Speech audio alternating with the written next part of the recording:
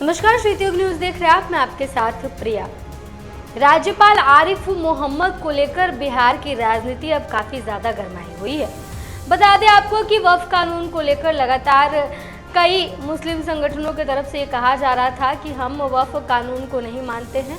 पश्चिम बंगाल में इसको लेकर हिंसा भी देखी गई। पश्चिम बंगाल में लगातार इसको लेकर दंगे किए जा रहे हैं, प्रदर्शन किए जा रहे हैं। ऐसे में कई लोगों की जानें चली गई, जिसके बाद से ओवैसी का बयान आया था। असदुद्दीन ओवैसी ने कहा कि अब जैसे किसान कानून बना था और किसानों ने प्रदर्शन किया था और इतना बड़े लेवल पर जाके प्रदर्शन किया था कि सरकार को किसान कानून वापस लेना पड़ा था, ठीक वैसे ही असदुद्दीन ओवैसी ने ऐलान किया कि अब मुसलमानों के साथ मिलकर वो आंदोलन करेंगे, रैली निकालेंगे और वक्फ कानून को वापस सरकार को लेने पर मजबूर कर देंगे। इस चीज़ को लेकर के अब राज्यपाल, जो कि बिहार के राज्यपाल हैं, आरिफ मोहम्मद खान का बड़ा बयान सामने आया। बता दें आपको कि एक मुस्लिम संगठन के तरफ से ऑर्गेनाइज कार्यक्रम में बिहार के राज्यपाल वहां पहुंचे हुए थे। इस दौरान उन्होंने लोगों को संबोधित किया। अपने संबोधन के दौरान राज्यपाल ने 3 तलाक कानून का समर्थन किया। उन्होंने कहा कि 3 तलाक कानून जो है वो मुस्लिमों के हित के लिए लाया गया। इसके अलावा वक्फ कानून को समर्थन देते हुए उन्होंने अपने संबोधन में कहा कि अगर वक्फ की ज़मीन का कोई इस्तेमाल हुआ है कहीं पर तो वो सिर्फ गलत जगह पर हुआ है। वक्फ की ज़मीन जो थी वो गरीब लोगों के लिए थी, लेकिन इसका इस्तेमाल बड़े बड़े मॉल्स, बड़े बड़े अपार्टमेंट्स बनाने के लिए किए गए। ऐसे में वक्फ कानून जो बना है वो वक्फ की ज़मीनों पर नियंत्रण के लिए है। ऐसे में ये तमाम ज़मीनों का गलत उपयोग नहीं होगा। बता दें आपको कि इसके बाद जब वो कार्यक्रम से बाहर निकले, इस दौरान उनकी पत्रकारों से बातचीत हुई और उस दौरान उन्होंने एक बड़ा और विवादित बयान दे दिया। बता दें आपको कि असदुद्दीन ओवैसी को लेकर बिहार के राज्यपाल ने बयान देते हुए कहा कि छोड़िए, आप लोगों को ऐसा आदमी चाहिए जो कुत्ते को काटे।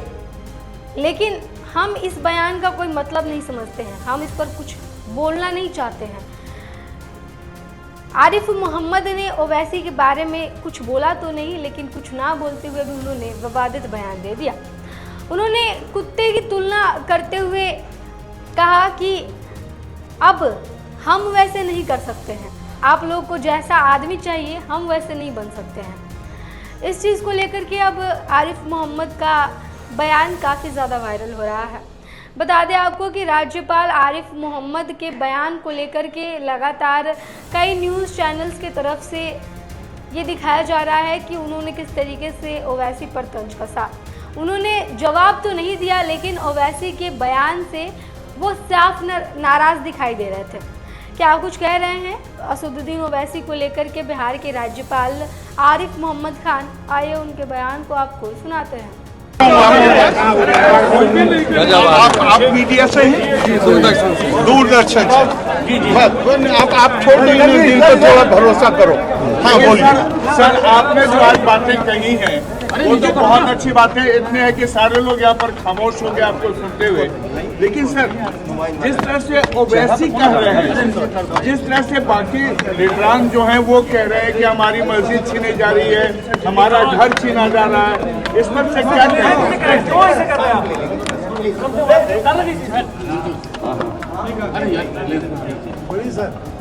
बात असल में ये है कि आपको हर वक्त तलाश है उस आदमी की जो कुत्ते को काटे। मैं उसको इग्नोर करता हूं, मैं इस बात का जवाब नहीं देना चाहता।